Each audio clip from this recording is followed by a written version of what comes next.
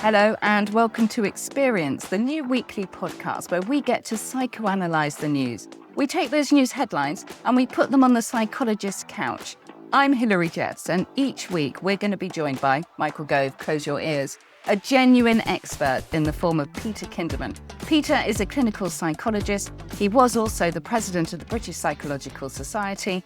Peter, why did you want to psychoanalyze the news? Hi, Hilary. Well, I mean, basically, as a psychologist, I got involved in all sorts of things of practical value, especially with individuals who are going through challenges that affect their mental health.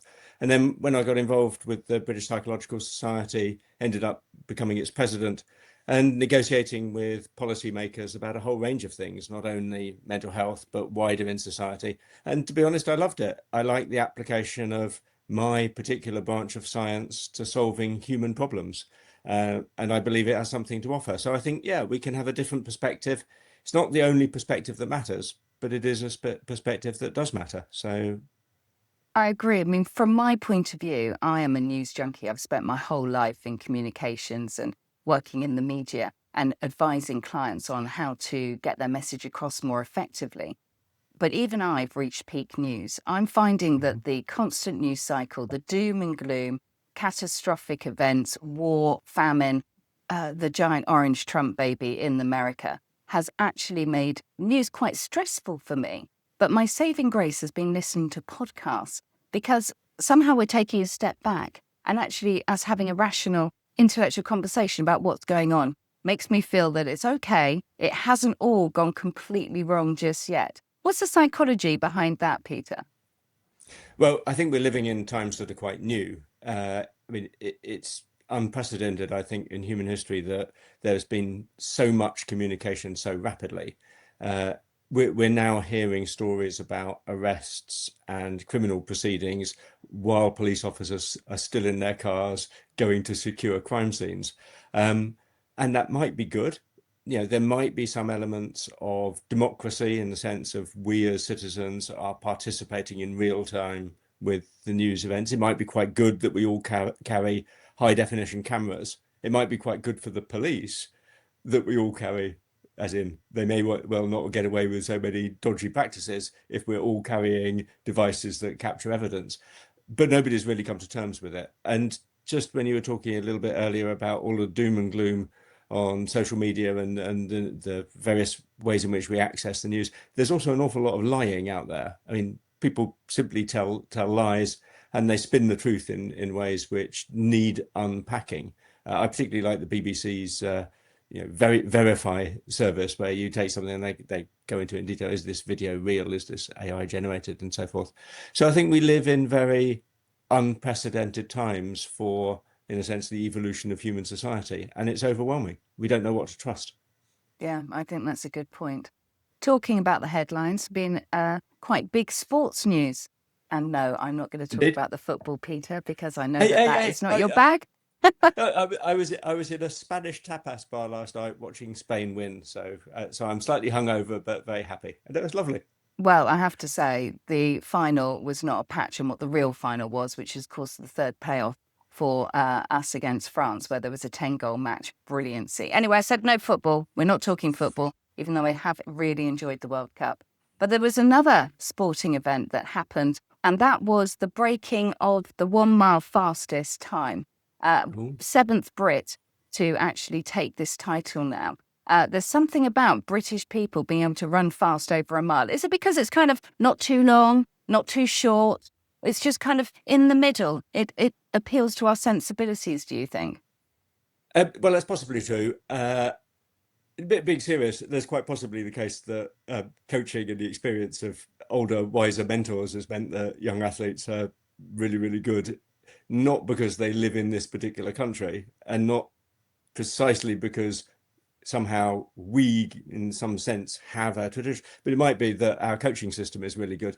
So we're picking out kids in schools that have got potential, and that we've got the experience and wisdom of years in order to pick it out. There's also something. Great Britain, sort of northwestern Europe, is quite interesting because it seems to foster like living in a temperate zone in terms of the geography. It seems to foster being reasonably good at quite a lot of things, which is a nice place to be. Apparently, there was a guy in ancient Greece whose name was Beta, or his nickname was Beta, because he came second at everything. So he when there was an athletics competition, he came second. So didn't record his name. When there was a poetry competition, he came second. He was like the second richest man in Athens, and so they called him Beta. And There are then the worse point is, places to be than second place. exactly. So then Hmm. it's like they're always debating it, which is like, would you want to be beta and never quite winning at everything, or would you like to be beta and being really really good at loads of things? And it's a toss up. I think being averagely decent is quite good, really. Well, Kerr has broken a record that has stood for 27 years. It was last set in 1999, and he beat it by half a second. So it went down to 3:42. And his total preparation for this was that he was taking ice baths that lasted 3 minutes and 42 seconds, that he was writing down and manifesting, I am going to run a mile in Ah, 3 minutes and 42. Now, was it that clinched him this new world title? Or was it the fact that he had new aerodynamic kit from his sponsors and special trainers? Which do you think it so might be, manifesting or technology? so I my my ultra cynicism says I remember Lance Armstrong and the Tour de France, and there's always a possibility that it's stimulants. Taking that aside, I don't want you to kind of cast any aspersions to people. I then go trainers, technology. I Right. then think training, but I think there's something very interesting about the idea of visualizing what happens. So, sports psychology, I was never a sports psychologist, but of course, in my job, I've represented sports psychologists. And for elite athletes, the idea of visualizing what you're about to do is absolutely what they're encouraged to do, what the athletes are encouraged to do. So, footballers taking penalty kicks are encouraged to visualize the ball hitting the back of the net in exactly where they want. And the not the logic, but the science of it is that effectively their body will follow through with their actions. Golfers, a lot, they're visualizing where the ball's going. There's a couple of reasons for that. I mean, kind of one element of it is that if it's very difficult to practice moving your fingers. So if I reach out to pick up a coffee cup, I'm not thinking curl my left index finger, or in this case, right index finger, 42 degrees, wait until there's pressure on the pulp of my fingertip, then stops. I mean, I can't control in that way. What I got to think of is um, the coffee's quite hot. I don't want to burn my lips. So you're controlling for your actions at quite a high level. So what these athletes are doing is they can't make their muscle fibers twitch, but what they can do is visualize the outcome of their actions.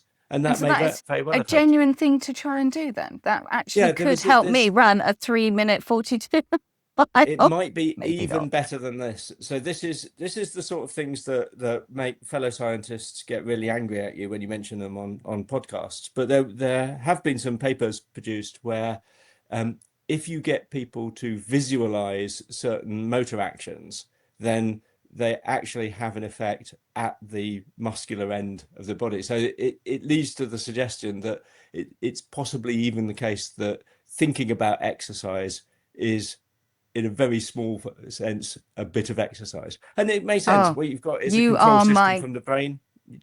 It goes. You are my new best friend. I'm going to There be you go. thinking about exercise for the rest of the day. And if I haven't lost weight by next week, you are in serious trouble. You know that, don't you? But that because there is also another thing, which is another kind of serious point, but kind of it leads to various conclusions. So in humans, the brain takes 25% of our energy.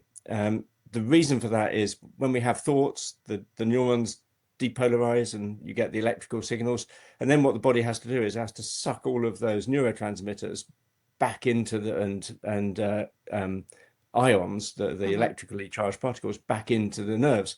And it takes huge amounts of energy to suck all of these chemicals back into the neurons. And we're doing it a billion times a second.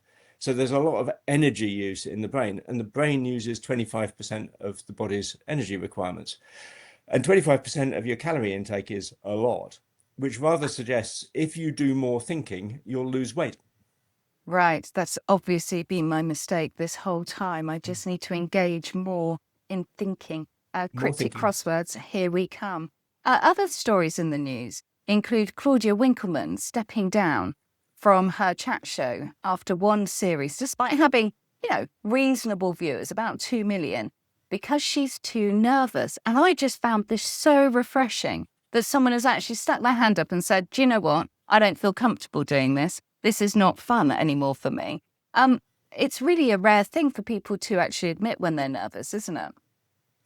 Yes, and I mean, there's always this idea that bravery is not having any fear. When of course bravery is having fear and doing it anyway. Mm-hmm. Yeah, I think that people also aren't very honest. That everything's super, everything's fine, everything's beautiful, and various people for various reasons cover up human insecurities and so forth.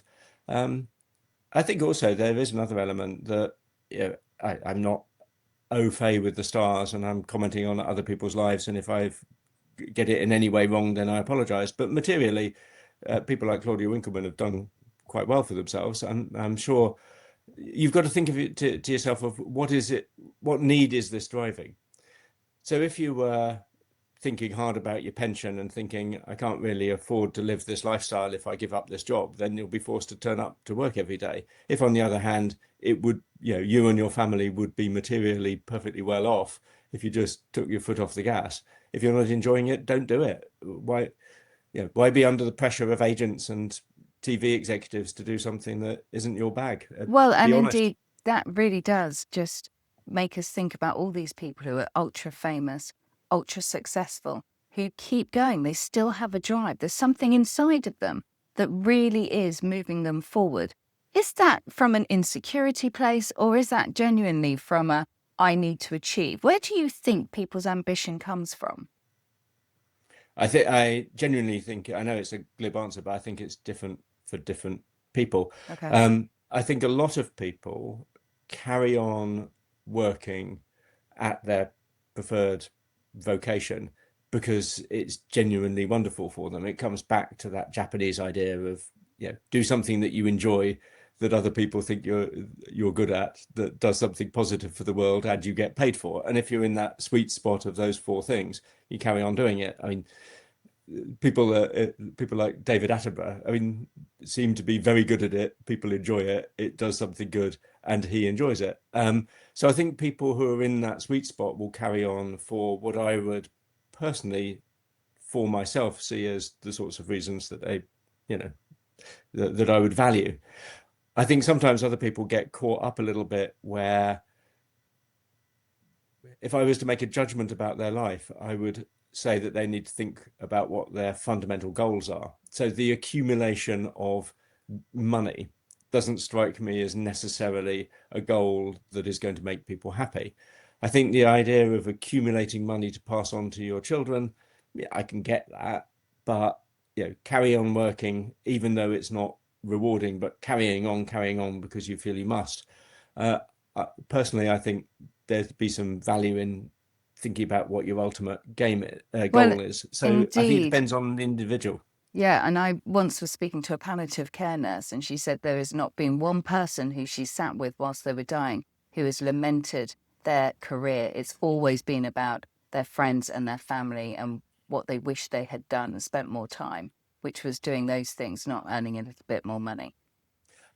Yeah, although absolutely 100% agree. And I haven't met anybody who said, I wish I'd earned my boss a bit more profit. I really think that United Utilities need to clear their debts quicker. That's why I turn up to work. It seems unlikely, but I think there are people, artists, definitely creative people, people making music, people making drama, people certainly creative. But I think also scientists. I mean, I retired from working at the university, but I know that many of my friends carry on working in more or less the same way that they've worked before because they genuinely enjoy it. It's Yeah. something that motivates them. And then the idea of retiring seems like giving up, and nobody likes to give up. My attitude's slightly different in that I don't think I'm giving up on anything. I just think I'm going to spend more time doing the things that I enjoy. But if it seems like an important part of your life has to be given up, and and you're wrapping the paintbrushes up in oilcloth, and you're never going to be able to go back to that. Yes, I could see that.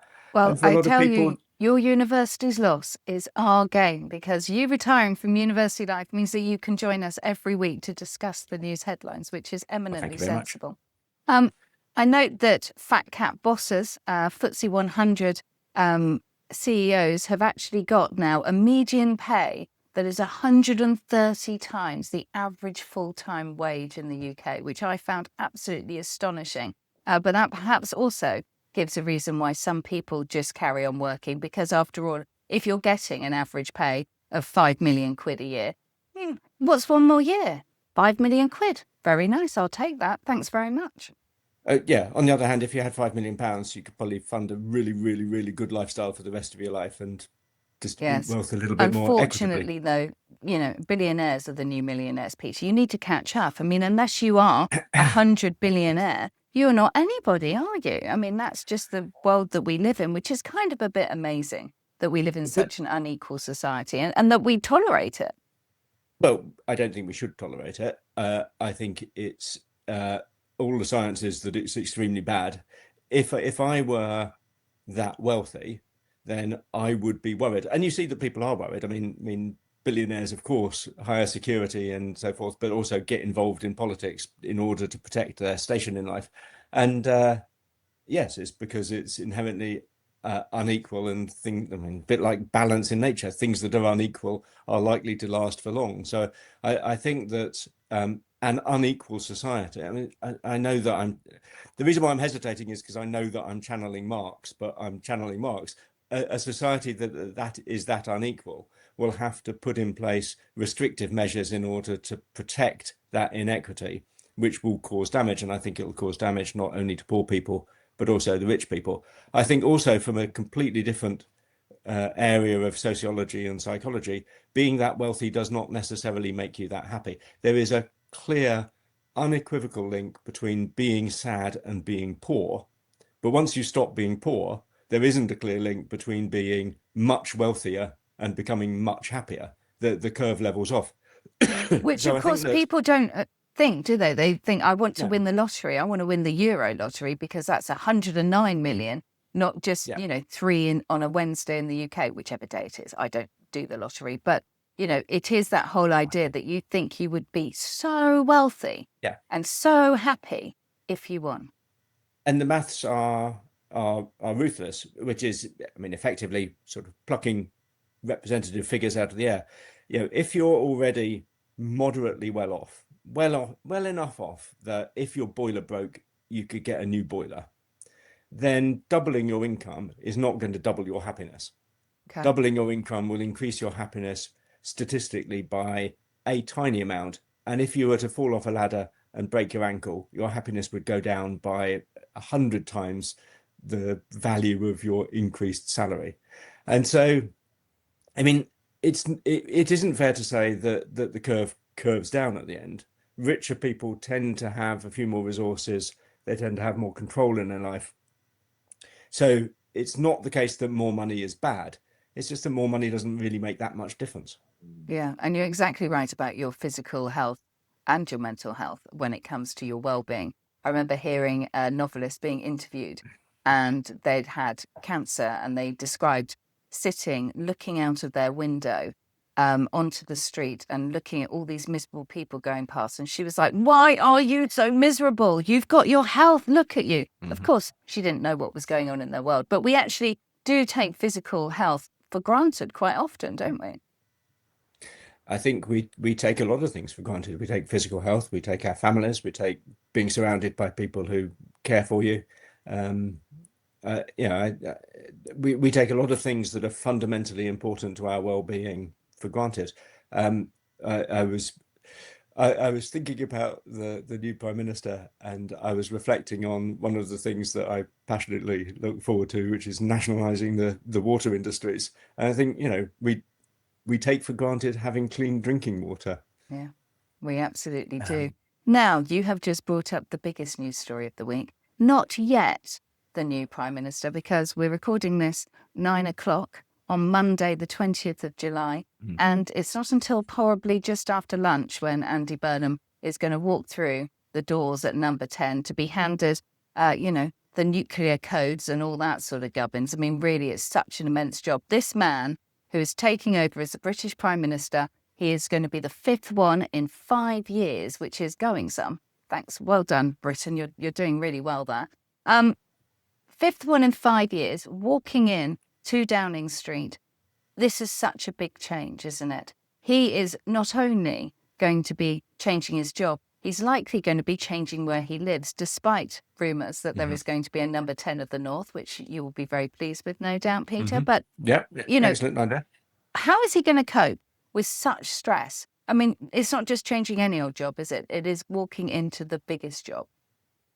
Yeah, and I think it's very difficult for people like me to imagine it, because I've never been, well, I've been physically close, but I've never been in any way been considering taking on those sorts of responsibilities. And there are responsibilities that we vaguely know about from history and from movies that involve decisions about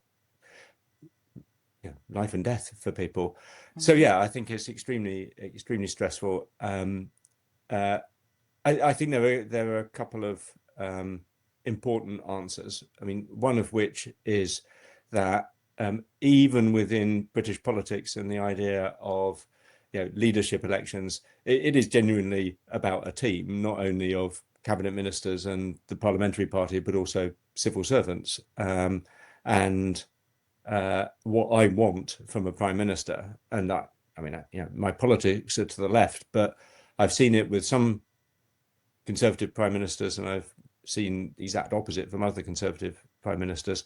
And I think there were difficulties on the left under Blair and Brown when I was growing up. But what I want is a prime minister who can pull all of those skills together.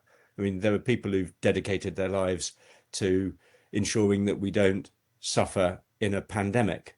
And Andy Burnham doesn't have to make decisions about the right way to protect us from a new variant of some airborne zootropic virus.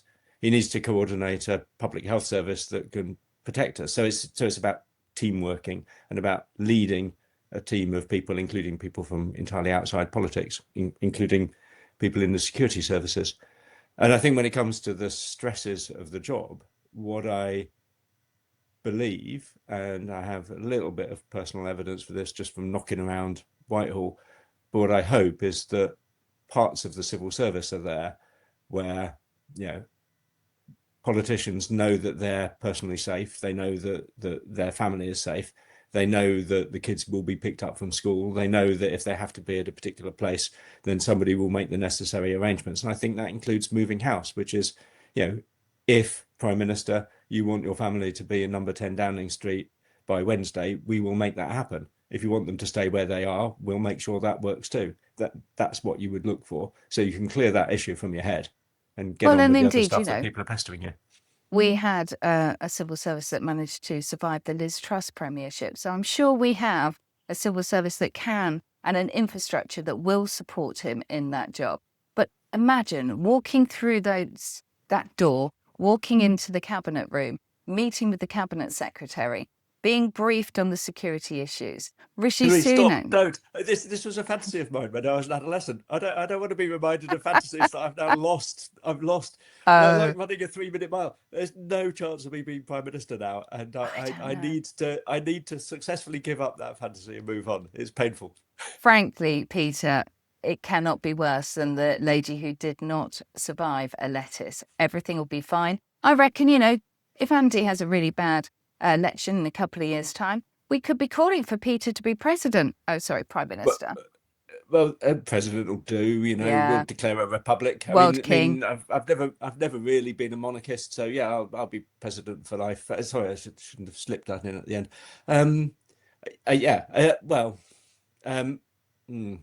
if you're going to be political, I think there are worries. I think Burnham needs to consolidate the vast bulk of sensible British citizens to rebuff the populist right. I think that they need to be put back in their slightly fringe bin a little bit. Well, and literally in the case of Clacton. There was actually a big fringe bin. Well, still quite small. Liz Truss hosted her own CPAC, you know, that American sort of I hard did. right conference. She had one of her own in London. I mean, how they all survived coming over to London when everyone knows in America that London is just a no-go zone, and it's just you're going to get stabbed as soon as you step out of your hotel. But she did manage to get some people to go and talk. How many she got to go and listen is another matter. But we need to get back to Andy Burnham. This is the big story of the day. We're getting a new prime minister. How is he going to cope with the stress? What is he going to do? Because we've seen lots of people who've had really good jobs actually feel very constrained by the job title. I remember talking to a former political editor of the Sunday Times around the time when there was all the May and who's going to take over from the Conservative leader and who would make a good leader. And I said to this guy, I said, tell me, who do you think should be the next leader of the Conservative Party? And they said Osborne. And I was really shocked that they said Osborne. They said, no, he's like a really good Johnny fellow. He's like really personable. He's on it. He's witty. He's in charge of, you know, what he thinks, and he knows what he's doing. And I was flabbergasted because him as Chancellor, I found actually really wooden and really stiff. And I think he felt very constrained by that role. And then sure enough, once he left, you know, and he went to being editor, I think, of the Evening Standard, didn't he, in London? And he's now the chairperson for the British Museum. He's also got his own, sorry for the podultry, but his own podcast with Ed Balls. And you can see that charisma. But the job seemed to cow him. The job seemed to make him not comfortable and unable to be himself. Is Andy Burnham going to be able to get over the expectations that we have of what a PM looks like and what they sound like, to actually be able to embrace his authentic self? Because I think that's what the electorate need and want, isn't it? I think it is certainly what they need. I think it's what certainly those who form the majority in the House of Commons want, which is his immediate constituency. I think it's what we need. I think it's possible, and I think it's possible in the case of Andy Burnham. So one of the reasons that you got to think, why is it that people change when they're in office and change when they're out of office? And it's of course the case that what they're doing is they're meeting the demands of people who in some way or another have power over them. Liz Truss was always complaining about the civil servants, pointing out things like, I don't know, pi does not equal 4. And she'd go, well, what we need to do is we need to just stop pretending that the world is warming by the output of greenhouse emissions. And the civil servants would say, yeah, I'm sorry, Prime Minister, but it's a fact. And she'd get very, very upset because other people's agendas pointing out literal facts. I'm sorry, Prime Minister, but what you've done with the economy has caused a problem. Don't tell me it's caused a problem. It's caused a problem. So the fact that people are coming to you with agendas that impinge on yours is the issue. I think in the case of Starmer, obviously he got into difficulty in the sense that he wasn't anymore carrying forward as strongly as he might have done the ambitions of the Labour Party. I think Burnham seems to be in a strong position. His nomination was literally signed by, I think, 380 MPs. More than, yeah. Yeah, all apart from 82, I think. And I think putting your name to somebody's nomination is I mean, obviously there's a little bit of performative art to it, but I think he's got quite a body of support. So then you've got to think, well, for Burnham, what he's doing is he's coming in where his agenda and the agenda of the people in his immediate support group are very closely aligned. That gives him the strength to move forward. So it's not the case that when he's in office, he's shackled. He's not shackled by the Parliamentary Labour Party. The Parliamentary Labour Party seem to be supportive of him. Well, and actually, I've just looked at the figures. It was 379 who actually did support him, over 403 MPs. So only, 24 decided, 24 decided not to do that. I did maths as my degree, and yet still a little bit of basic arithmetic can always trip me up. So yes, you're right. He has got people behind, and it's worth him remembering today. He's probably got the most power he is going to have today than he will have until if he does win a landslide election next time. Today Yes, is the sweet spot, isn't it? He's it got, as is. you say, he's got to sort out that team. So Yeah. he's going to go in, he's going to be sorting out his cabinet later on today. Tell me, how do people build a good team? What is the psychology behind building a good team? What are the ingredients? What do you need? So, I mean, yeah, you have to bear in mind that I've been on senior management training courses, which I have to confess probably cost my university an awful lot of money, and I was always really stroppy on them, and Oh, I I was love always training people like you, Peter. We'd have a no, blast. the traders suggested that they really liked me, and they thought I had a very good brain that wasn't suited to senior management because I was basically a maverick. It came to a point where they were asking us to do the battle scene from Henry V in order to give us charisma in leading teams, and I said, um, just a question before I do my battle scene from Henry V. Do you want me to do Henry V, the uh, fictionalized creation of a playwright trying to please an Elizabethan stroke Jacobean monarch with some sort of ersatz jingoism, or do you want the real mass murdering war criminal? Which of the? They said, Peter, we just want you to.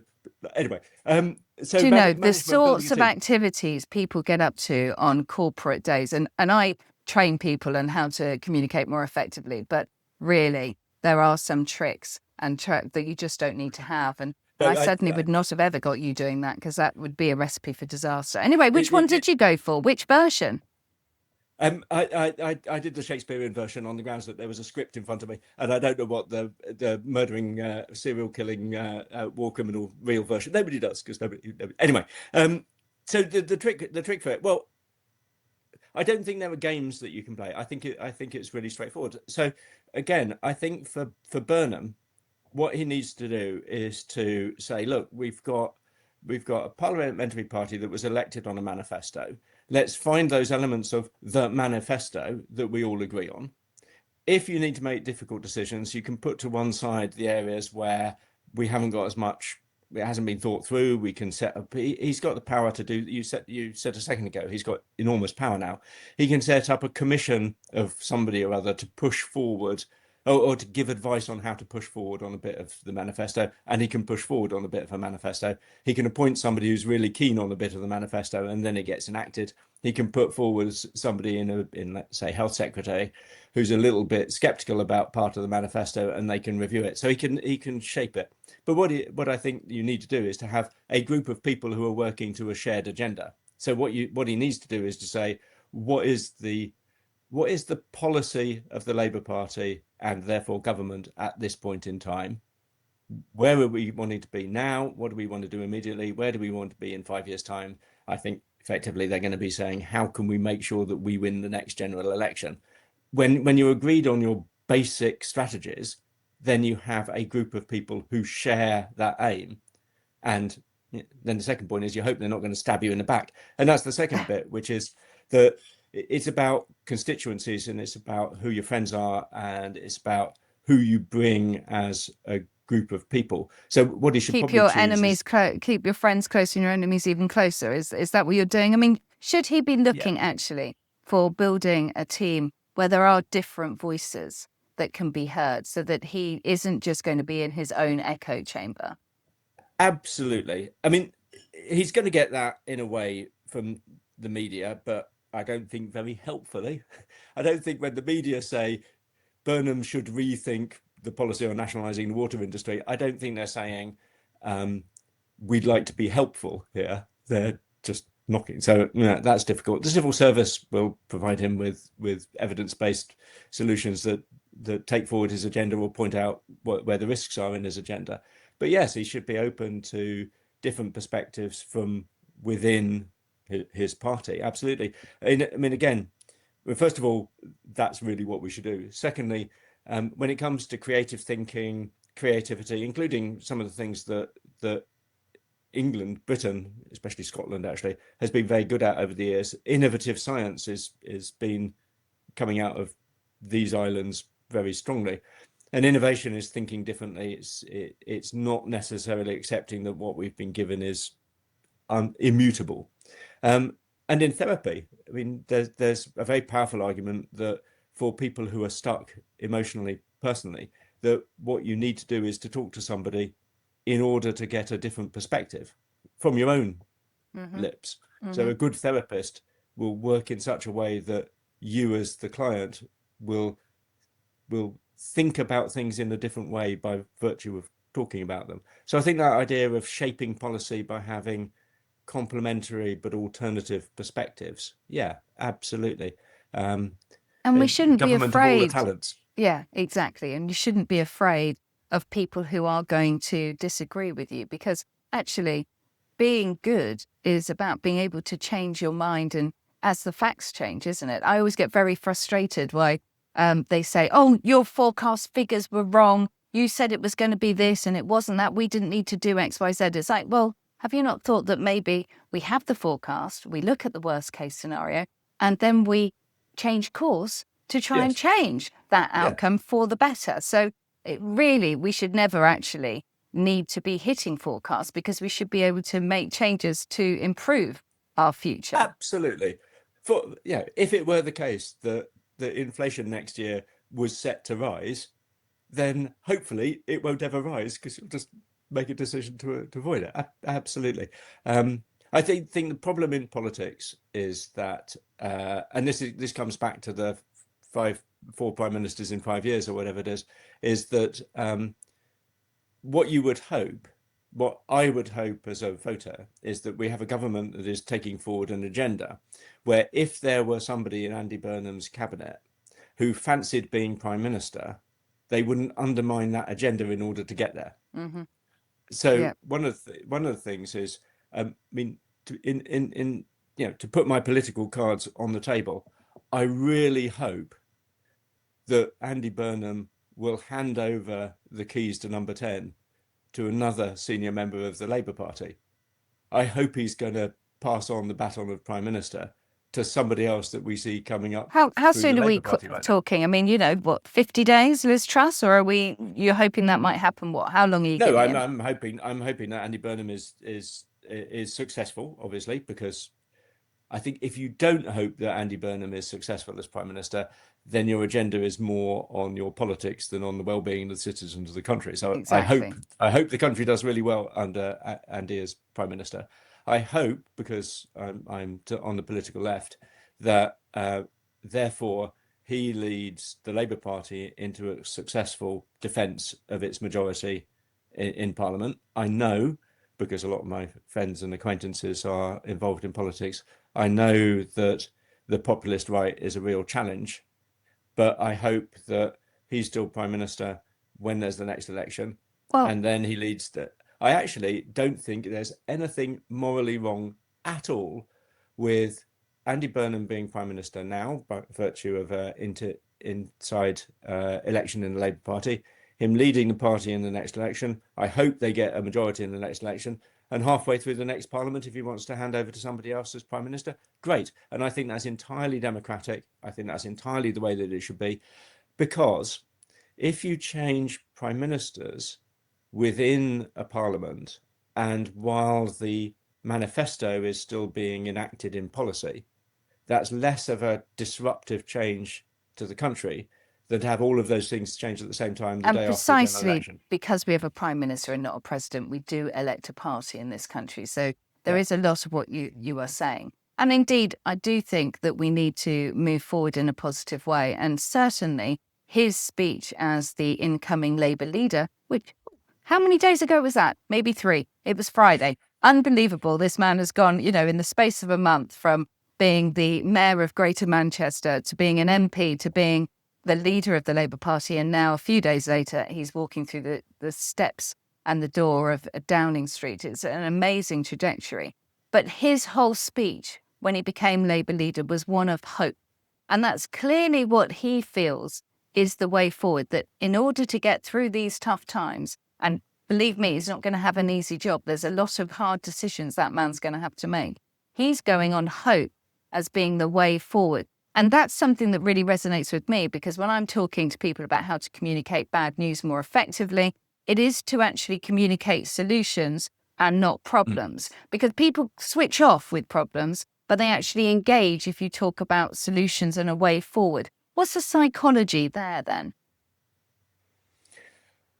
Well, I mean, there are several things psychologically swirling around in my head there. I mean, one thing to remember is that, well, there's counterpoints, I suppose. Human beings right now, especially people living in a place like Great Britain, are without doubt more materially advantaged than human beings ever have been in history. I mean, the way that we're engaging with the world, this is a subject for a different podcast, but the way that we're engaging with the world now is almost detached from our evolutionary past. We're eating food that doesn't have parasites in it. We're generally being able to get in every day the nutrients that we need. Our children will almost certainly survive until adulthood, will almost certainly live to see grandchildren. I have grown up in a world where I've been reasonably confident all of my adult life that I won't get conscripted into the military, and I probably won't now. I think that Britain will continue to fight wars, but I suspect I won't see tanks rolling down my high street. I don't know. If we've got Peter as world king, Peter as president, we could have Peter as the head of the armed forces, Peter for all the jobs that we need to sort out the world. What do you reckon? Yeah, I think I could do a decent job. And joking aside, I think I could probably understand most of the briefings that I'm being given, and I think that's quite useful in a prime minister. To be honest, I mean, I don't want to be rude about any prime ministers or lettuces, but I think there are some people where I really doubted whether a 10-minute briefing by some technical guy in the security services was really received. I suspect it might have kind of like missed a few neurons on the way through. Well, I mean, it's just such a shame, because we don't have people who lead this country with the bigly intellect that obviously people are fortunate enough to be ruled by in America. I mean, just, that's our bad, that we have not managed to elect someone, with such bigly intelligence. No, absolutely. We insist on people having been to university before they actually take the reins of power. It's ridiculous. But to go back to your question about hope, lives now are wonderful, but people are still miserable. And of course, what we have is we have brains that are absolutely always looking out for risk, danger, threats. I was painting the side of my house yesterday, and so I was scampering up scaffolding poles. And of course, I mean, I'm not That's the a world's sight most. in my mind I'm not going to get rid of very easy. Well, if I could see pictures in my mind, I've got aphantasia. I haven't told you that. That's another podcast in itself. I need to look that up. I'll look that up and then I'll pretend to be an expert on it. Okay, brilliant. But I wasn't scampering, of course. What I was terrified and shuddering, because you climb up a little bit and then you make the mistake of looking down, and your brain goes, "That's a threat." And once you say that's a threat, it's very difficult to shift away from it.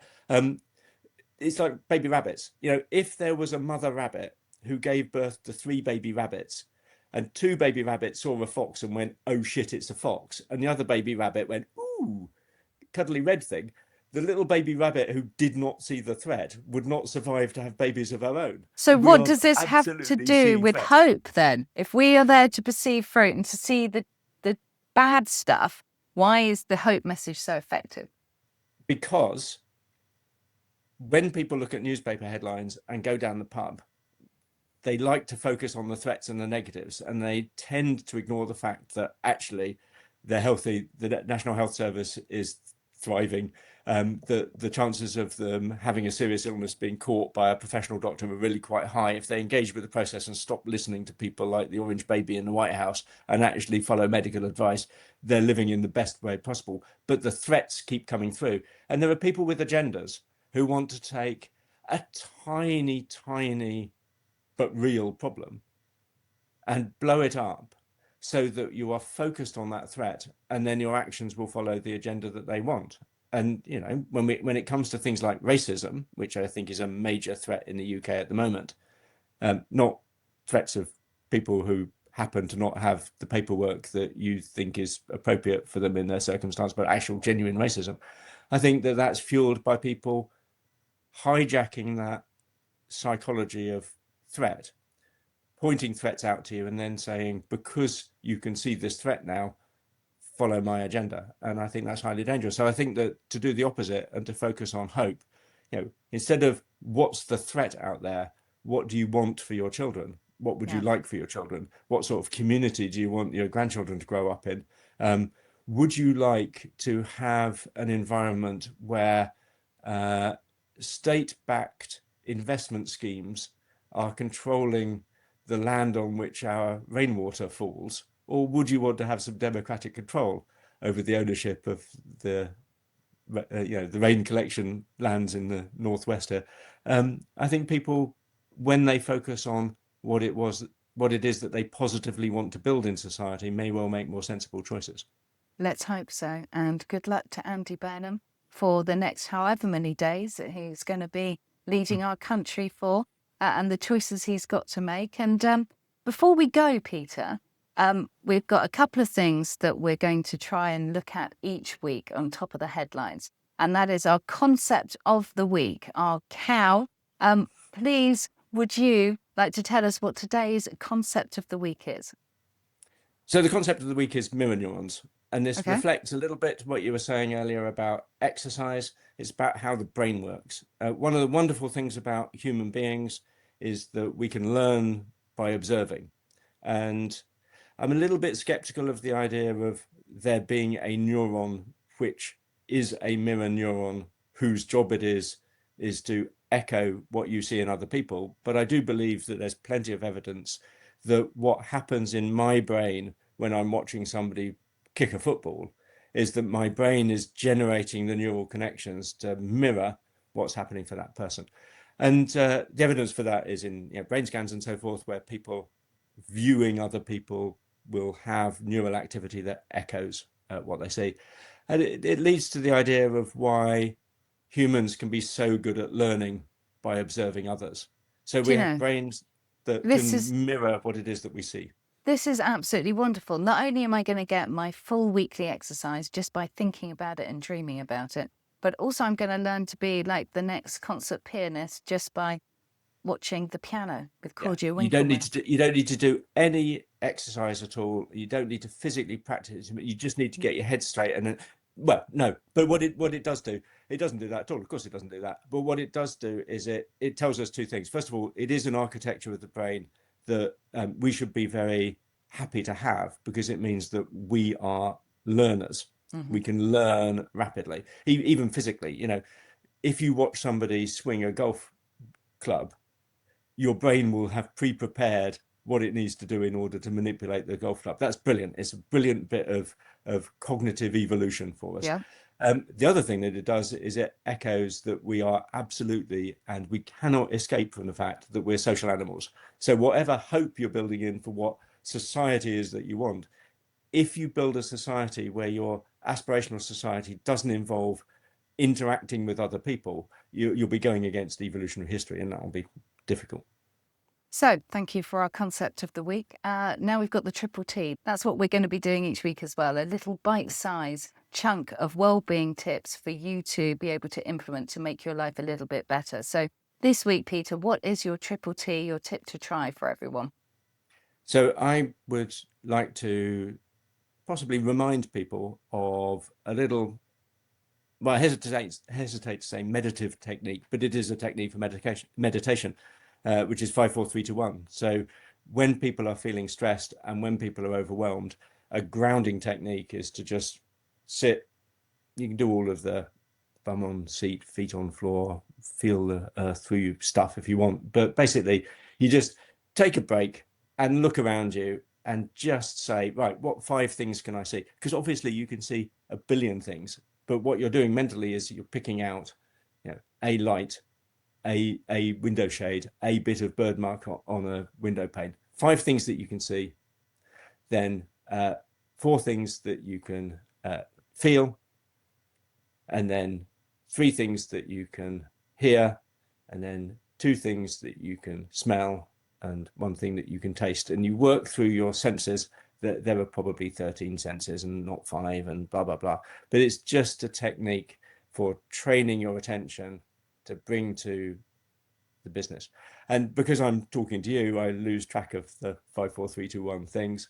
And that's what happens if you're sitting out and you've missed your bus and you're stressed and life's passing you by and you're feeling anxious and it's all going horribly wrong. You go, right, 5, 4, 3, 2, 1. What 5 things can I see?